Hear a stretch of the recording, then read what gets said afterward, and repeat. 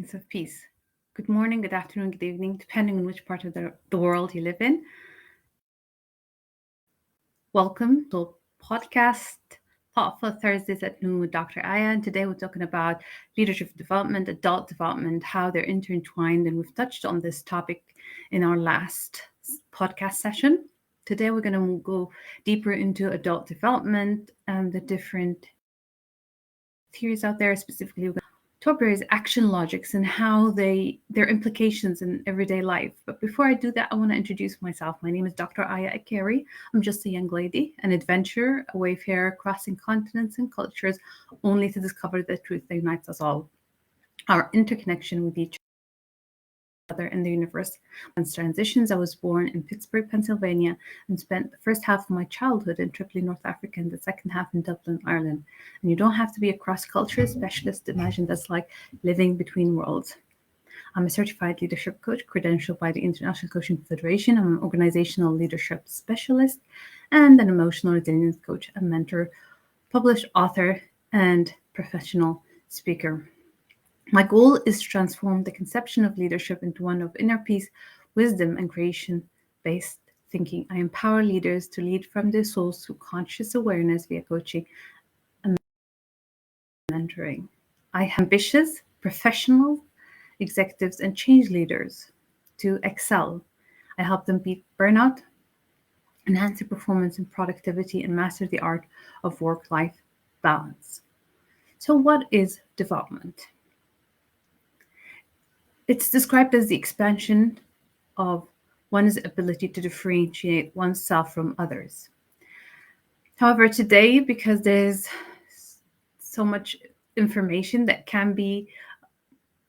there's a lot of details, so I decided to share the information using a slide. Audio-visual aids might help people understand what I'm trying to tell them. So I will try to share my slide now to go deeper into the different stages so you can see the different stages of adult development. There is Torbert's action logics. There is Keegan's developmental stages. Well, he describes adult development as a number of stages that you go through, so it's like almost like steps of stairs. There's also Berger's forms of mind, which we'll touch on maybe next session. Today, we're going to focus on Torbert's action logic. So I'm going to share my screen and let's see. And we are going to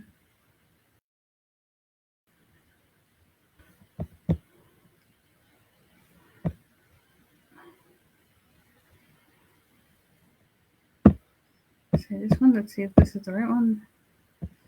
Maybe we can do this. Okay, so I hope you and Torbert's action logics. What I like about them is that they're flexible. So he described the developmental stages as action logics in an effort to reflect the dynamic and multiple dimensions of the person's experience, including reasoning and behavior, because it's not a simple one step. Human development is non-linear, meaning that it does not just go in one direction. It goes horizontally, vertically, and it's fluid and dynamic. So we move up and down depending on the situation and how we're feeling on different factors, and therefore there are multiple dimensions. Action logic comes in. It makes it easier to understand that there's more than just one linear movement up and down. And then also it includes reasoning and behavior. So there is more to it than just a simple equation where it's just stages, because it's more than stages. They're fluid, they're dynamic, and they're cumulative, so they build on each other. And we can actually fluctuate. There is a center of gravity where we are most of the time, and then there is the fallback. So sometimes when you're challenged, you can fall back to a lower stage of development because you're just basically not finding your bearings, you're just off kilter. And then also there is the higher level, which would be right above your center of gravity, and this is the developmental stage that you, or the action logic that you aspire to reach, will usually be the next level. So the idea of action logic allows for greater flexibility, and gradation is active description of the interconnected phases of human development, because they are interconnected, they're fluid, we move through them up and down, horizontally, vertically. So it makes it easier to describe it with this idea of action logic. And it mirrors the fluctuation for human progress throughout life, because it's just not, it's fall back, peaks and valleys, ups and downs. So that's why it's so fluid and it fluctuates so much that action logic makes it easier to understand. So here are the different action logics were described by Torbert. And it's good to, how do you know which action logic you operate from most of the time? Because each one of us has a way of knowing that filters out experiences ourselves, of others, in relationships. So these action logics or our stage of development, it filters out how we experience ourselves, how we interpret our experience, and also how we interpret our experience of others and our relationships, and also even our interpretation of our world around us depends on our. So if you look at it, opportunist is actually the lowest, and alchemical is the highest. So when you're at the opportunist stage, they win at all costs. So they have a short time horizon. They flout power and sexuality. They treat it with disdain. They reject feedback. So they can get really defensive. They're not interested in getting feedback from others. They have hostile humor. So it's almost like a jungle kind of, the law of the jungle kind of mentality. They can be deceptive and manipulative because they want to win at all costs. So they're willing to deceive others and manipulate to get what they want. And then when problems happen, they externalize blame. So it's never their fault. It's always someone else's fault. Luck is central for them. And then the punishment rules. So if they are dealing with their own children or their own pets or whatever, then they focus on punishment. So focus on fear. It's almost like a fear-led kind of leadership.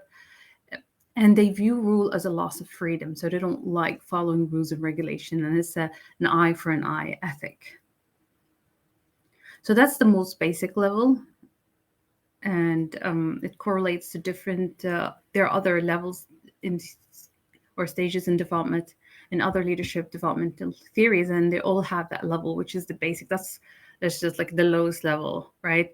Where you just win at all costs. And then you have the next one, which is it represents a higher level of consciousness. So does it ascend in the meaning making capacity or the level of understanding? And you have a diplomat. And the diplomat is a person that fits really well in the group. Say they observe rules, they avoid inner and outer conflict. So they conform to society, and they're willing to suppress their own desires so that they can please the group. So they have a really strong loyalty to the group, to the point where they will actually silence their own voice. They seek membership. Membership is very important for them. And there's the right versus wrong attitude. So their way of looking at life is like, right? They don't see the gray in between.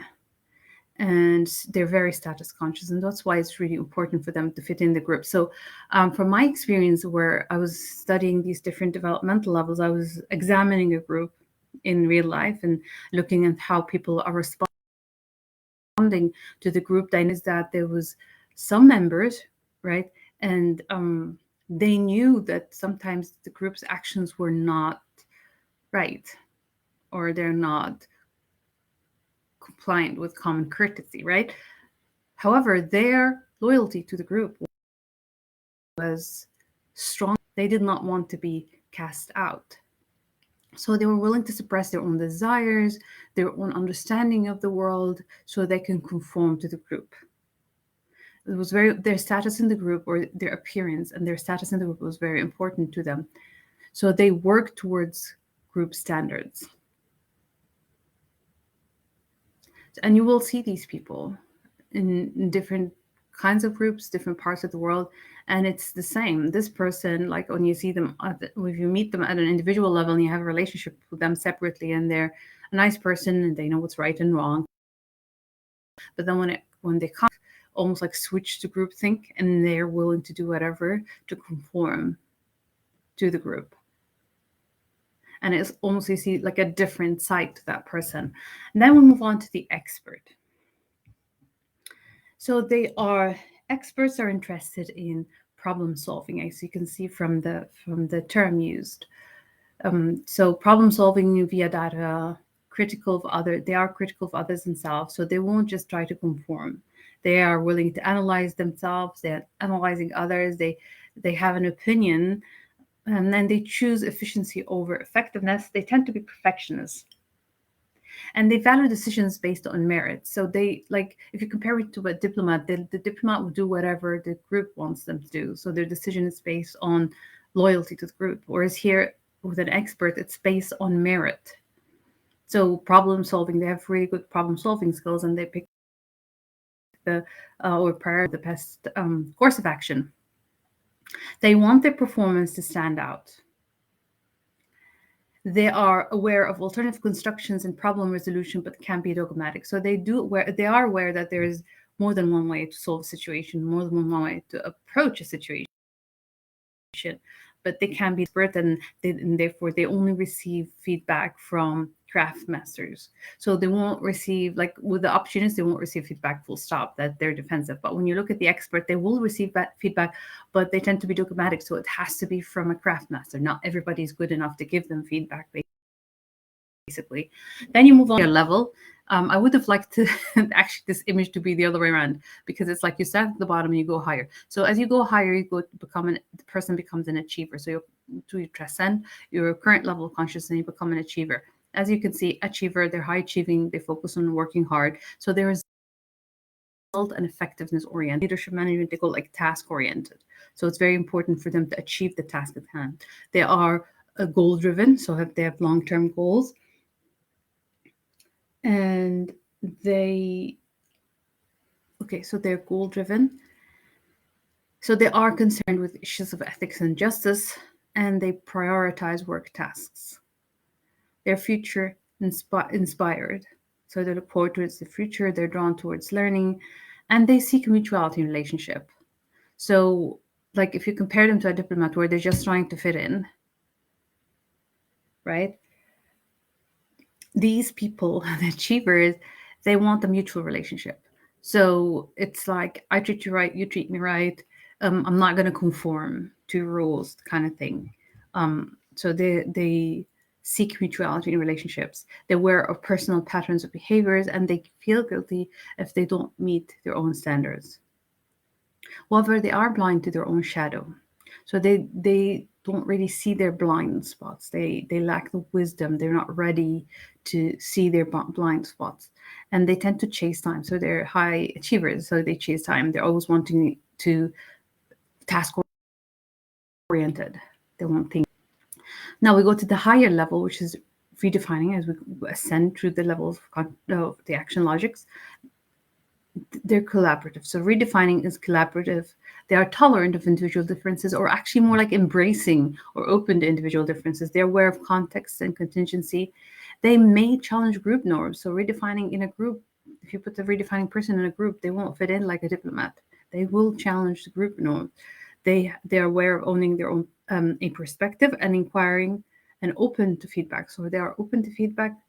They have their own voice, and they're willing to challenge group norms for that voice. They seek independent, creative work. So they're creative and they like to be independent. They're attracted by difference and change. So they are willing to form a relationship with people that are different so they can learn other ways of looking at things, different perspectives. So they're not challenged by something that's different, which could be a genius or a diplomat. They may become something of a maverick. They focus on presence and historical context. So redefining, they are independent. So when you start at the top, opportunists and diplomats, they tend to be dependent. They're dependent on the group. They're dependent on their community. And then as you go higher, you become more dependent, like the expert and achiever. And redefining, they are independent. So they are separating themselves from the group. But they have not reached the stage of the next two levels, which are interdependent. So they are not only are they dependent, but they have also their own voice, but they're also relate to others, and they're open and and they're open to different ways of looking at the world, and they see the unity in the differences. So the next level would be transforming. So with transforming, not only are they goal driven, they are also process driven. Okay, so they say in management, they say the management grid, they say like task oriented, people oriented. Transforming are both task and people oriented. Strategic time horizon, they're system conscious, so they're aware of they can see the big picture, and they enjoy a variety of roles and they tend to do well in them. They recognize the importance of principle, judgment. They're engaged in complex interweave of relationships. So they are interdependent, and that's where interdependent comes along. They authoring their own voice. They are aware of their own personal traits and shadows. So they are aware of their blind spots.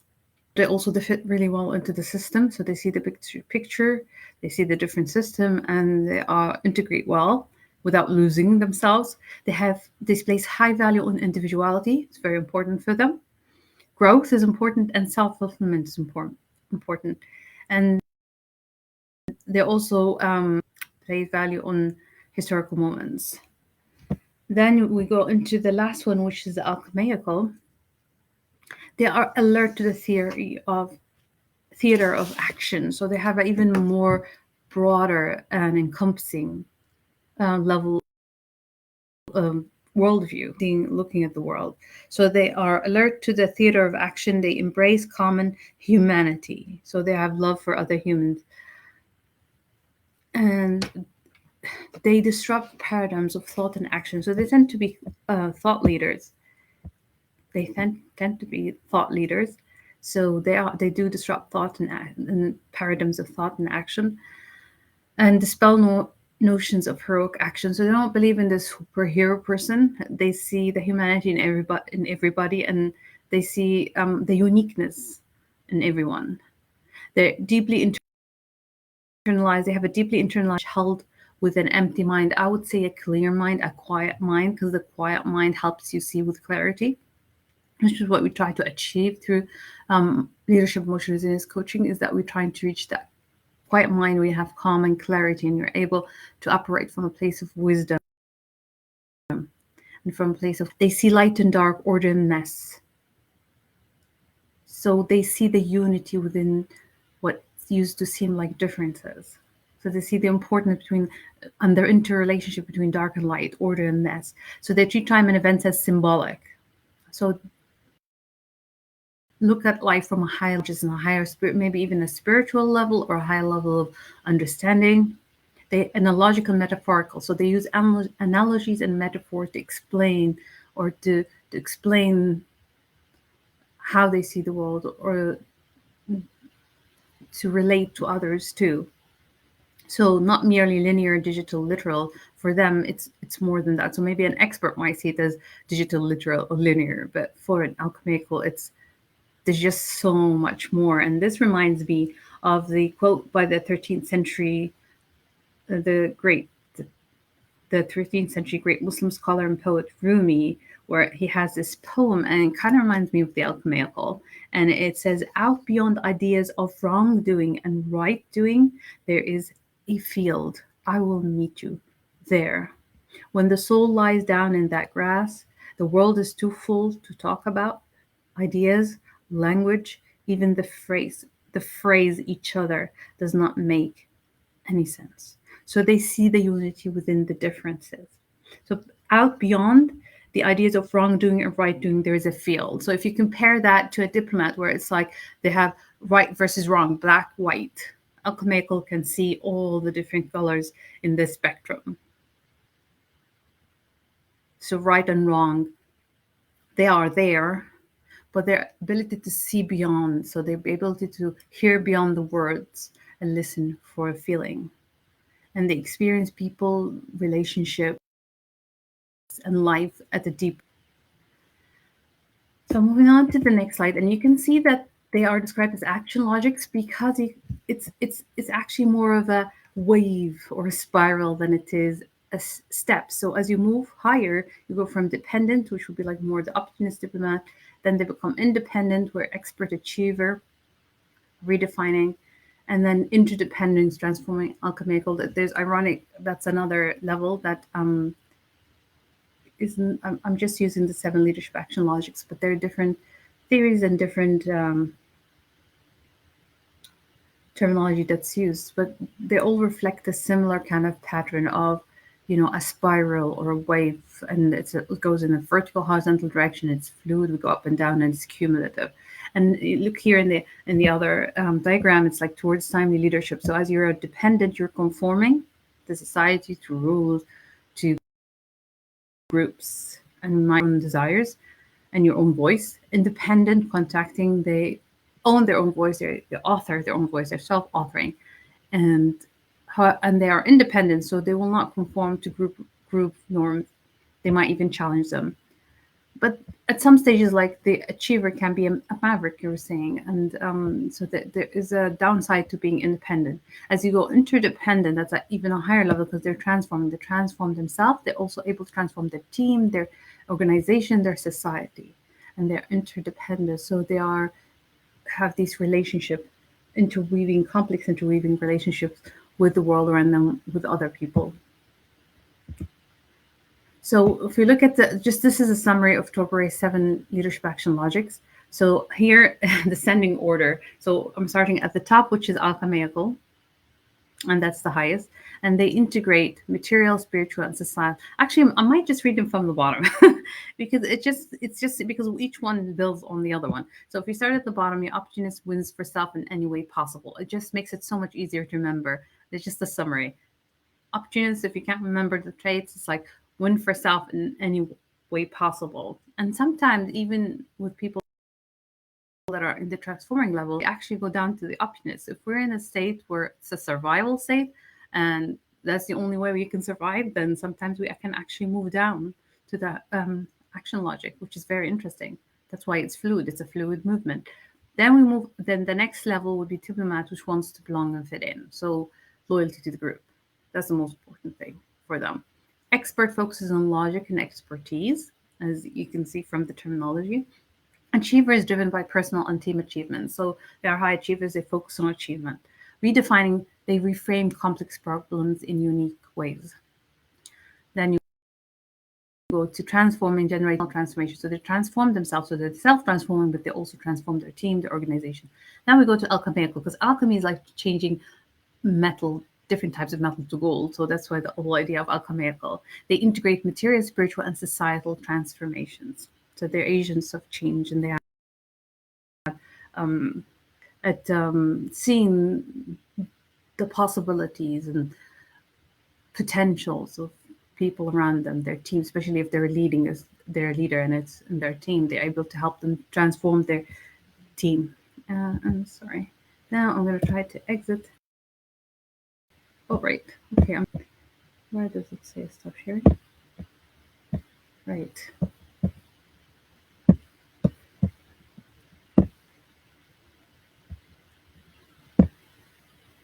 Right, so I'm just going to go back to, I haven't lost you there. There, go back here. And, right, stop sharing. Okay, I hope you found that interesting. So I was kind of looking at the different developmental levels and their implications in everyday life, because from my experience, just studying this adult development theory and just looking at situations where I've met, because I mean, theory is good, but once you see it in everyday life, it makes a difference. So part of the training was to a project where I analyze a group and look at the different dynamics, and that was very interesting because like it just happened that I had moved to a new place and I've met different people, and there were different group dynamics, and I could see people that were acting from a diplomat action logic, where okay, she feels that the group, like she's a wonderful person to be around when she's not with the group, but then she shifts into the group think when she's there, and it's like for her, she will silence her own voice just to fit in with the group. But then you have someone else that might be even at a lower level of action logic, and she doesn't even see the wrong that the group will do. For her, everything the group does is right. regardless. And that's where you go into us versus them mentality. So us is like we could do anything and it's fine. Our group is fine, and then use different standards for people that are classified as other or out of the group. And these dynamics they play in teams of work, just even in the community and society. And if you can notice these people, then you could see how the dynamic of relationships are playing or the dynamics within the group. And I think the most important thing is to even because you have your center of gravity, which is the action logic where you operate from. So which one are you operating from? And then there's the fallback action logic. So if you get challenged sometimes and we don't handle it well, then we can react and we can actually fall back to a lower action logic than the one that's our center mode of operation. And then there's the one that's just next to it, which is higher than our current meaning making capacity, and that would be the action logic we're aspiring to be. So that would be our next move. And the more, if you look at the next action logic and see the qualities and traits, it helps you once you see it and recognize it and become aware of them, these qualities, then you're more likely to mimic them. And interestingly, which is something I'm going to share, there's a study that showed that people that are mimicking or moving to the next action logic are more likely to get the promotion, because when you change the dynamic of the relationship and your situation and status in society tends to change in turn, which is very interesting. So that's the whole idea. The actual that part where you had the 7 leadership, the summary was in the Harvard Business Review. So they kind of summed it up to make it easier to understand. So it's hard to remember everything about the different action logics, but it's easy to just kind of sum it up in one sentence. And it kind of helps in terms of the leadership styles and skills of different leaders. As you go higher up, then you're moving towards higher or greater levels of transformational leadership. As you go down, then you're like, let's say in the opportunity leadership through fear. And that could be even at home. Like if you're a parent and if you're stuck in the opportunist action logic, then you're not going to be a good parent because you'll just be punishment rules, an eye for an eye ethic. It'd be fear-based kind of leadership.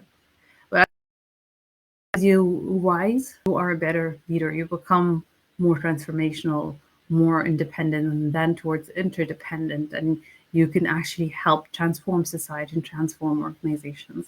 I hope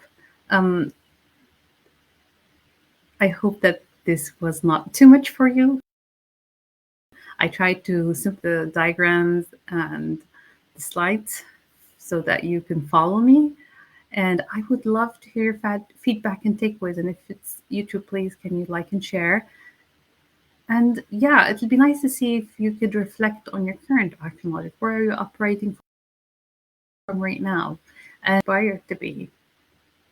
Because coaching and mentoring can definitely help you with that, because coaching is called evoking awareness. So it helps you see your blind spots. It helps you rise to a higher level of consciousness. And that's how I got interested in coaching. Again, this is Dr. Aya, certified leadership coach, organizational leadership consultant, emotional resilience coach and mentor, published author and speaker. Thank you for your time and have a wonderful day. By the way, my book is out, Lead From Your Soul, The 4 Worldviews of Inspiring Leaders. It was launched May 1st of 2023. It's available on Amazon. If you look it up by name, Dr. Aya Carey, or by the book's name, Lead From Your Soul, The 4 Worldviews of Inspiring Leaders. You can also go to my website, www.drayacarey.com, and download my free goal setting workbook and goal setting guidebook. And have a wonderful day.